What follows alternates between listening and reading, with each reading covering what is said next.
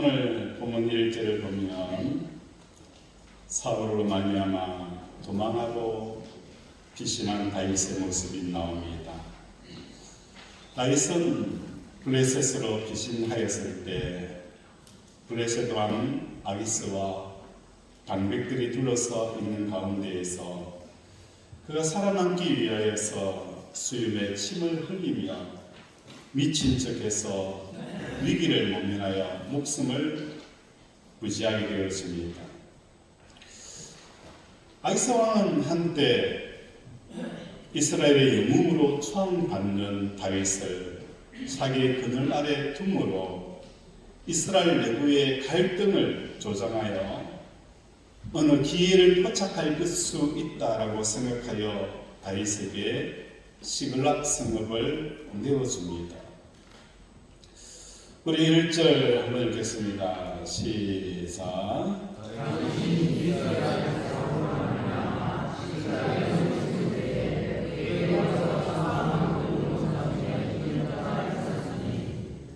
다윗이 기스의 아들 사울로 말미암아 시글락에 숨어 있을 때에 다윗이 더 이상 이스라엘 땅에 머물 수가 없어서 블레셋으로 와서 그 시글락 땅에 머물러 있을 때에 다윗을 찾아오는 이스라엘 사람들이 있었어요.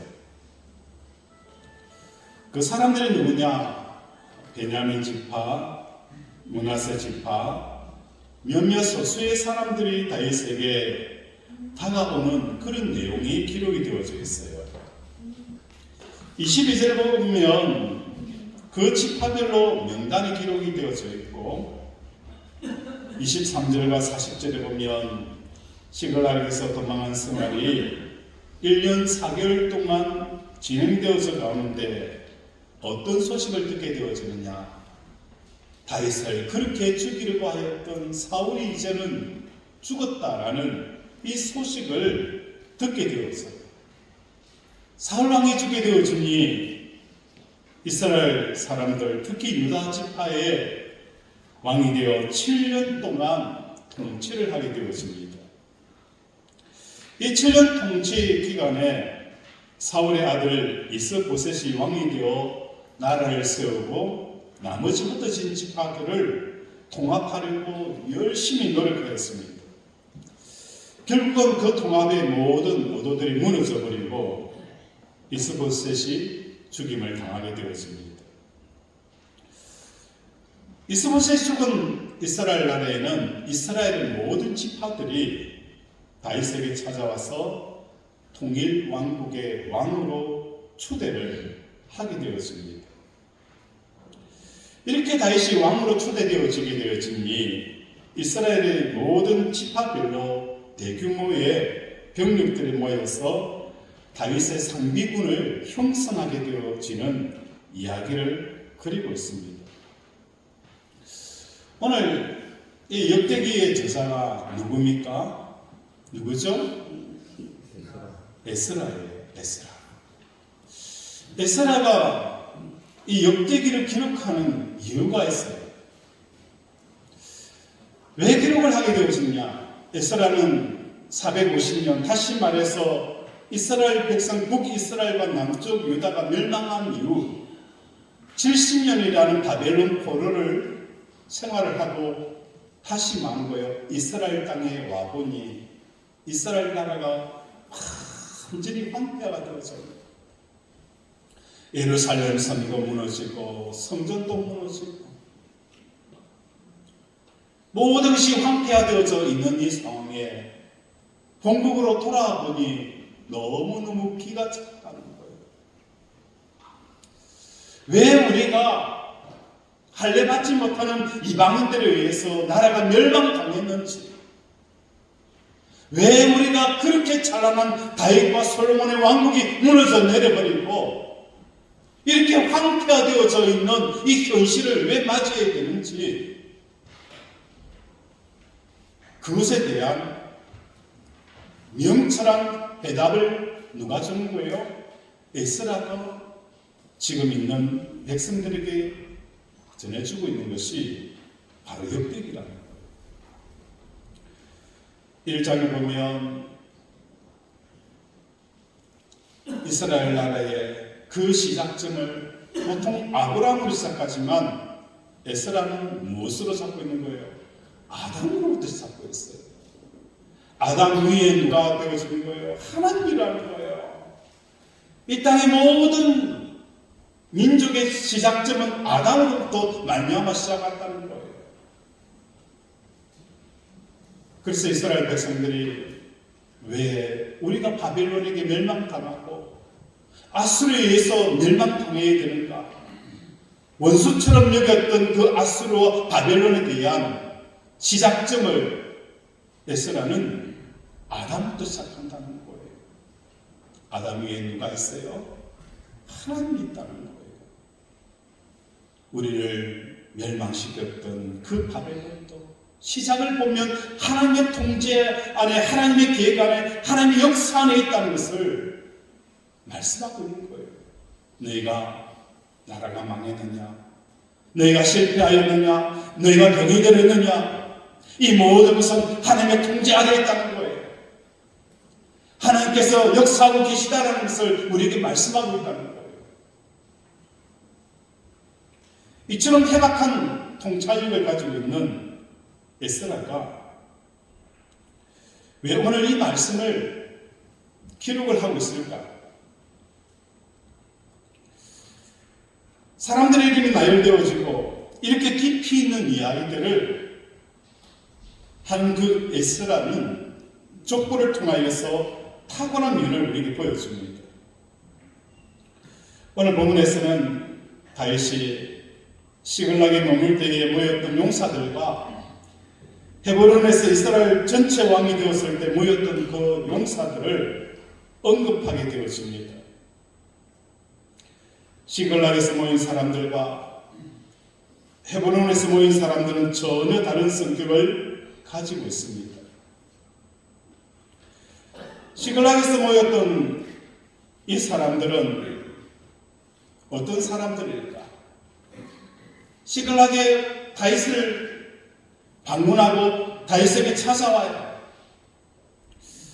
그때 다윗의 모습은 세상 말로 하면 권력투쟁에서 패배하고 국외로 추방되어진 상황이었습니다. 그러한 상태에서 여전히 사울은 다윗을 잡아 죽이기 위하여서 혈안이 되어 있었고, 다윗은 목숨을 부지하기 위해서 블레셋 아기스 왕에게 거처를 부탁할 정도로 위급하고 급박한 상황이었습니다. 이러한 상태가 언제까지 지속되어지고 언제 머물는지 암울한 처지에 있었던 그 다윗이었습니다. 그런데 이러한 상황에서도 도피자인 다윗의 그 둥지에 나라는 새들이 있었습니다. 반면에 헤브론에서는 다윗이 통일왕국의 왕이 되자 각 지파에서 수천은, 많게는 수만의 단위로 병사들을 보내고 상비군이 형성이 되었습니다. 헤브론에서 찾아오는 그 군사들은 시글락에 있는 그 다윗과 모습과 완전히 다르다는 거예요. 이제 신정국가가 건립되어지고 장밋빛 미래가 펼쳐지고 그 장밋빛 미래에 참여하기 위해서 보내진 자들이 바로 헤브론에 있는 다윗을 찾아오는 군사들이었습니다. 시글락에 모이던 사람들은 다윗이 그들에게 아무것도 제공할 수 없는 상황에서 모인 자들이었습니다. 그 중에 30인 용사의 명단이 있었고, 헤브론 군대가 결성되었을 때는 그들도 여전히 존재하고 있었습니다. 장밋빛 미래를 보고 온 사람들과 도망자의 둥지로 나온 자들은 완전히 다른 의미였습니다. 어찌 보면 다윗은 오실 예수 그리스도의 예표이고 모형입니다. 오늘 보면은 그리스도에게로 나아가는 사람들의 마음가짐에 대해서 에스라는 말씀하고 있다는 거예요. 에스라는 지금 이스라엘 나라의 황폐함을 보면서 다시는 이런 황폐한 나라가 되어지지 않기 위해서 역대 그 모든 계보와 족보를 통하여서 주시는 핵심의 메시지가 있었다는 거예요. 그것이 바로 시글락에 있는 다윗과 헤브론에 있는 그 군사를 비교하여서 우리에게 주시는 메시지라는 거예요. 우리는 예수님을 어떤 주로 찾으면서 예수님에게 나옵니까? 시글락 다윗의 모습이 우리가 찾아야 될 예수님의 모습이라는 거예요. 헤브론의 다윗을 찾았던 수많은 군대와 그 모든 사람들은 다윗이 죽고 솔로몬이 때에 다윗 왕조에게 등을 돌리고 북왕국 이스라엘을 결집하게 되었습니다. 우리가 이제는 다윗과 무슨 관계가 있느냐? 다윗과 이제는 우리가 무슨 관계가 있느냐? 그래서 그 다윗 왕가의 모든 것들을 끊고 북이스라엘을 만들었던 사람들이 헤브론에 찾아왔던 사람들이라는 것입니다. 그러나 시글락에서 불투명한 미래의 다윗에게 모였던 사람들은 세상적으로 무엇인가 다윗에게 기대하고 온 사람들이 아니었습니다. 왜 다윗에게 찾아왔을까? 하나님의 말씀을 따라 살고 하나님의 말씀에 순종하는 그 다윗의 모습을 보고 시글락에서 도망자의 인생을 살아가는 다윗이지만 그곳에서 이스라엘 백성들이 한 사람, 두 사람 그곳에 모이게 되어지고 다윗을 찾는 이런 일이 일어났다는 것입니다. 오늘 저와 여러분은 예수님을 왜 믿는지, 왜 예수님을 찾아오는지 자기 자신을 돌이켜보기를 원합니다. 공생의 때에 기적을 일으키신 그 왕로 예루살렘에 입성하셨던 예수님만을 기억하고 오병이의 기적과 귀신을 쫓아내며 병자를 치료하는 이런 예수만 바라보고 왔다면 예수님과의 결별을 약한 임시적인 만남이 이루어질 수밖에 없다는 것입니다. 반면에 시글락의 다윗은 십자가에 달린 예수님을 예표하고 있습니다. 도망자로 머물렀던 다윗을 찾아오는 사람들에게 세상적으로 줄 것이 아무것도 없었습니다. 또한 그들도 다윗을 찾아오기 위해서 자기 인생의 모든 성과를 이스라엘에 놓고 올 수밖에 없었습니다. 이처럼 예수님을 찾는 것은 십자가인 그 예수님을 찾아오는 것이고 십자가의 예수님은 십자가에 달리시고 이 세상의 권력 투쟁에서 밀려나시고 추방되시고 우리 위해서 아무것도 해줄 수 없는 그 예수님이셨습니다. 공생의 예수님의 모습을 알았던 제자들은 십자가 사건 때에 다 무너져 내렸습니다. 예수님을 모른다고 부인하고 심지어 예수님을 저주하고 또한 십자가에 못 박아라라고 그 공중의 무리 속에 섞였던 사람들이 공생의 예수님만을 알았던 제자들이었습니다. 예수님께서는 공생의 목적은 제자들의 마음을 십자가로 끌고 가기 위한 그 기간이었어요. 예수님의 3년 반 동안 제자들을 가르쳤던 것은 그 십자가로 마음을 끌고 가기 위한 작업이었어요. 그래서 예수님께서는 제자들에게 내가 예루살렘에 올라가면 십자가에 죽을 것이다라고 그렇게 이야기하였지만 그들은 알아듣지를 못했다는 거예요. 나중에 성령을 통하여서 진정한 십자가를 끊어안을 수 있을 때에 진정한 사도가 되어졌고 제자가 될 수가 있었다는 것입니다. 마찬가지로 세상에 대해서 아무것도 들실 수 없는 십자가에 달리신 예수님을 믿는 것이 진정한 신앙입니다. 이것을 망각하게 되어지면 교회의 힘이 빠져버리게 되어진다는 것입니다.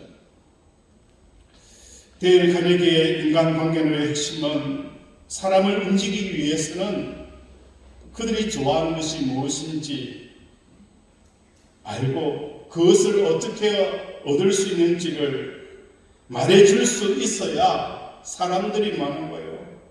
모이게 되어진다라고 말합니다. 우리는 그런 식으로 복음을 전할 수가 없다는 것입니다.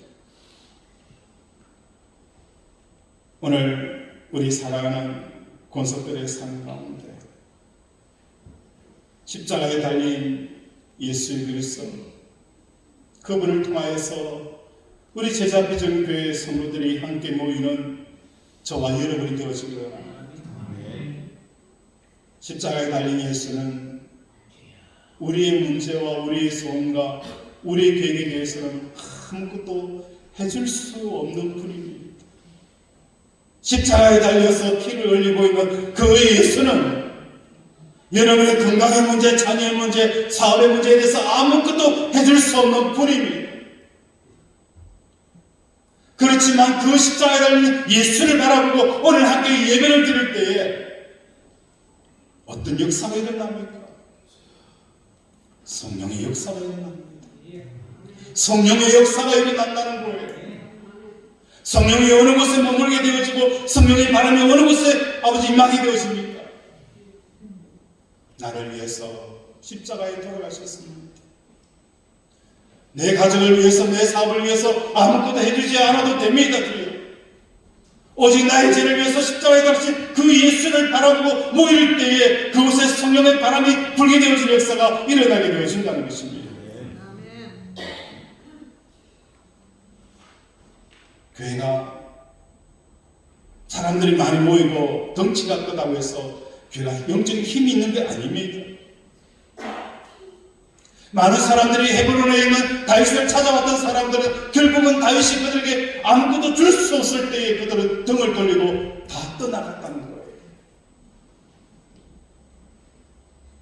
제자들도 마찬가지였어요.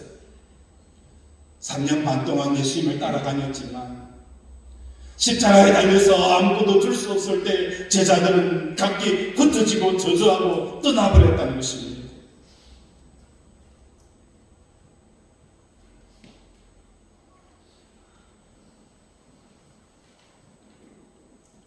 교회라는 것은 무엇입니까?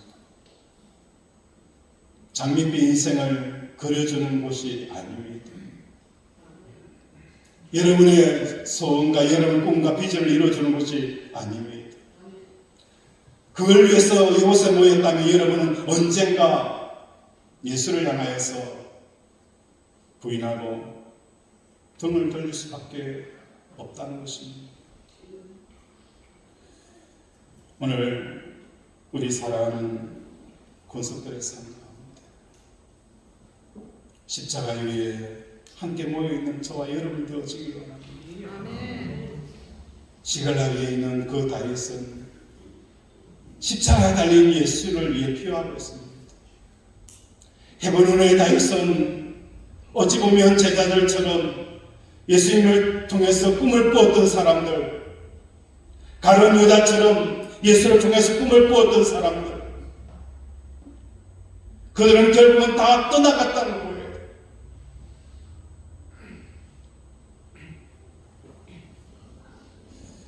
최근에 본 영화가 하나 있어요.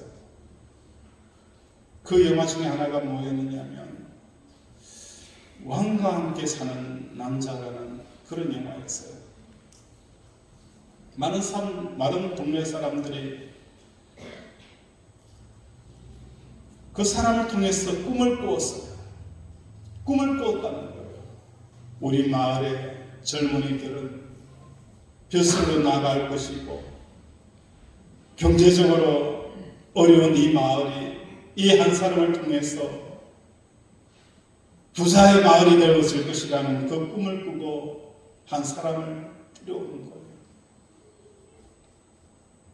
그런데 그 동네 사람들이 아무 힘없는 그 왕, 그 마을에 아무것도 해줄 수 없는 그 왕이었지만 그들에게는 정신적인 지주가 되어졌다는 거예요. 아무것도 해줄 수 없음에도 불구하고 그들의 마음속에 왕으로 남아 있었던 비결이 무엇일까?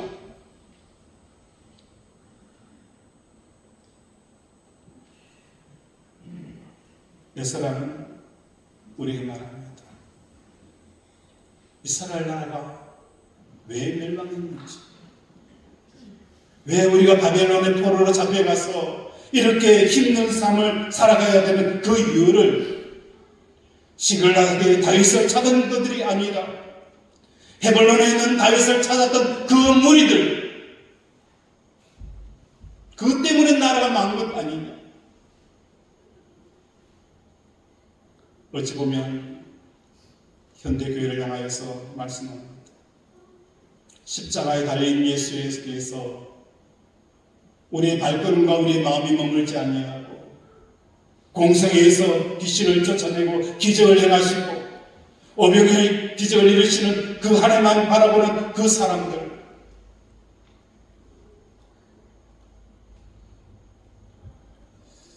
저는 우리 제자비전교회 권속들에게 이런 마음을 가지고 있어요. 여러분에게 나가서 전도하라고 다그치지 않잖아요. 여러분에게 이것 하라고 저것 하라고 다그치지 않아요. 제가 다그치는 것 딱 하나예요. 십자가에 죽으라는 것. 십자가에 죽으라는 것. 십자가에 죽으라는 것, 이거 하나만 제가 양보를 못하는 거예요. 자기를 부인하고 자기 십자가를 지는 이 삶을 살라는 거예요. 자기의 감정과 자기의 생각과 자기의 목적과 자기의 소원들을 말하는 거예요. 내려놓으라는 겁니다.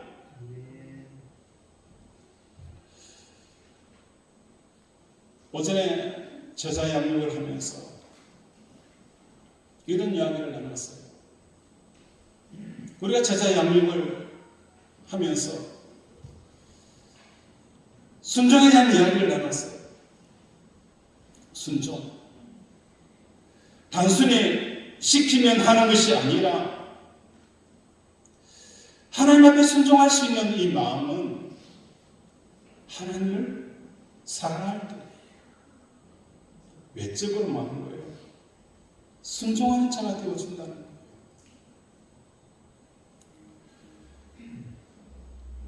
우리 18절 한번 읽겠습니다. 18절, 12장 18절 시작.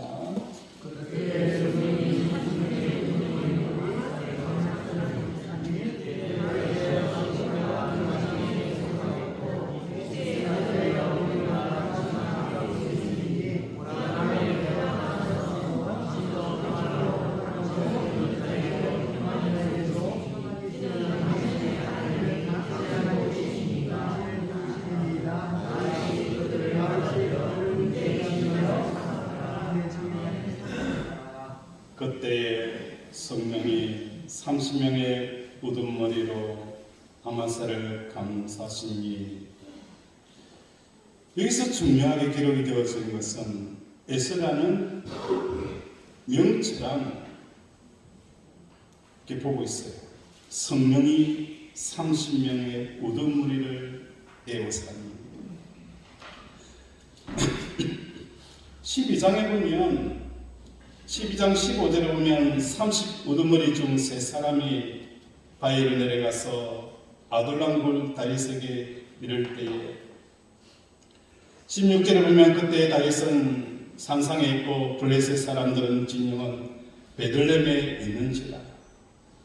다윗이 갈망하여 이르되 베들레헴 성문 곁 우물을 누가 내게 마시게 할고 하매 라고 기록이 되어 있어요. 그 예루살렘에 블레셋 군대가 에호사고 보이되어서 있는 그 순간에 다윗은 마치 의식 없이 내뱉는 그 말이 그 베들레헴 성 곁에 있는 어릴 때 먹었던 그 우물물 먹고 싶구나. 그러니까 세 사람이 많은 거예요. 그 블레셋의 진영을 뚫고 그곳에 가서 물을 떠다다가 다윗에게 드린다는 겁니다. 이걸 보면서 대인관계론을 논하는 사람들에게 어떻게 이렇게 충성되어진 사람들을 자기 곁에 둘 수 있을까? 어떻게 이렇게 일꾼되어진 사람을 자기 곁에 둘 수 있을까? 서점에는 많은 대인관계론에 대한 이야기가 있어요.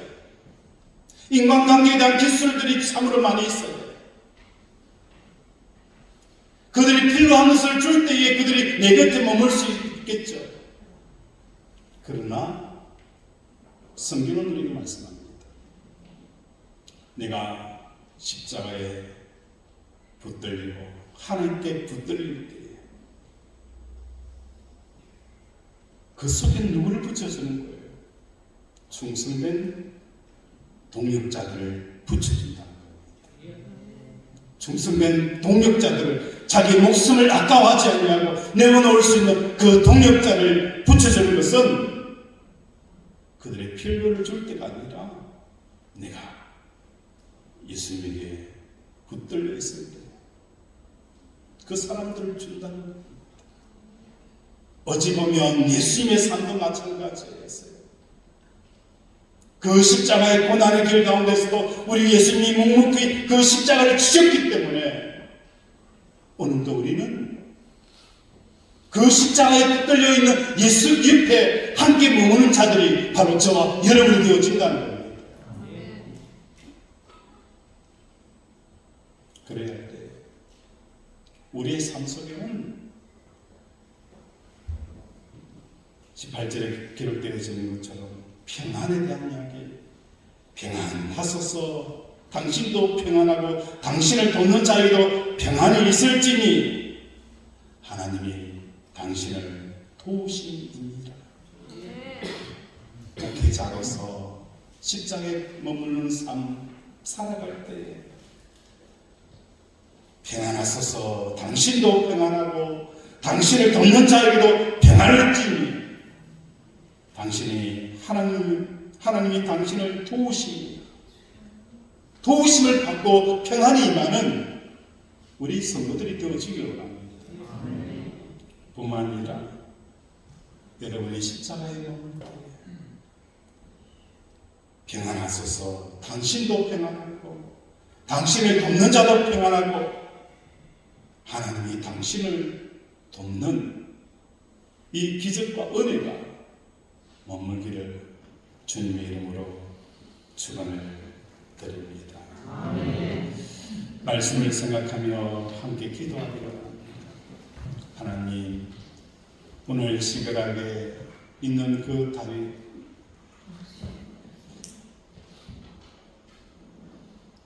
앞길을 알 수 없고 한치 앞을 알 수 없는 그 다윗에게 사람들이 몰려옵니다.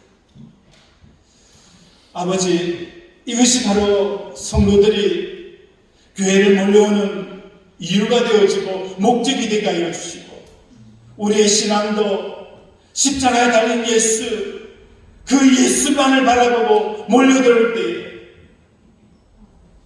당신을 돕는 자도 평안하고 당신도 평안하고 난 하나님이 도우시는 이 은혜가 머물게 해달라고 이 시간 주여 삼창 부르면서 함께 기도합니다. 주여, 주여, 주여. 아버지, 우리 사랑 모습을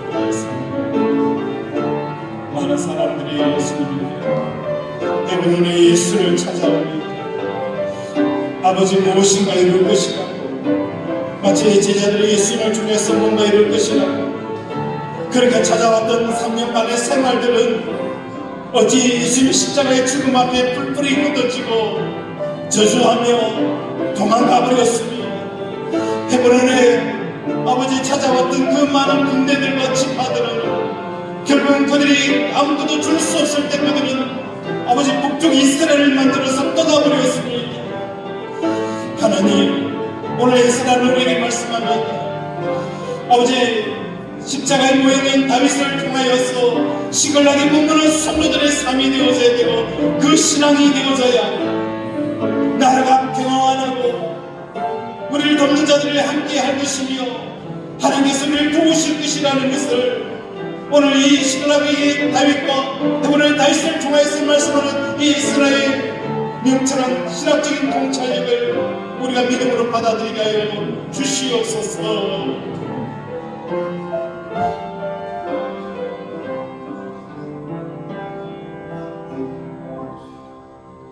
하나님, 왜 우리가 예수를 믿습니까? 우리의 꿈을 이루기 위해서, 우리의 비전을 이루기 위해서 찾아왔던 사람들은 다 헤브론의 왕이 되었을 때 사람들은 장밋빛을 그리며 찾아왔지만 결국은 다윗의 왕가를 등을 지고 북이스라엘을 만들어버렸고 3년 반 동안 따라다녔던 예수님의 제자처럼 결국은 예수 그리스도를 부인하고 저주하고 떠나버렸습니다. 오늘 시글락에 있는 다윗을 찾아오듯이 십자가 달린 예수 그리스도에게 모여드는 우리 권속들의 삶 속에 아버지 하늘에부터 성령이 임하게 하시고 성령이 강력하게 임하여 주셔서 우리의 심령에 평안이 임하게 하시고 우리를 돕는 자들의 평안이 임하게 하시고 하나님이 도우시는 놀라운 은혜를 경험하게 하여 주시옵소서. 어찌 보면 우리는 그 단종처럼 아무것도 없는 그 왕과 함께 사는 사람들, 우리의 영원한 왕이신 그 예수 그리스도 그분과 함께 사는 자들이 되게 하여 주시옵소서. 오늘도 함께 하심을 감사드리며 또 오늘도 우리의 아픈 부위 환우들과 아버지 고통하고 신음하는 우리 교우들을 위해서 기도합니다. 치료의 강선을 바라여 주시옵소서. 주여 치료의 강선을 바라여 주시옵소서. 눈의 눈물을 닦아 주시옵소서. 암덩어리가 녹아내리게 하시고 내부종이 치유되게 하시고 각종 질병이 치유받고 노인받는 역사가 일어나게 하여 주시옵소서. 예수 이름으로 기도드립니다.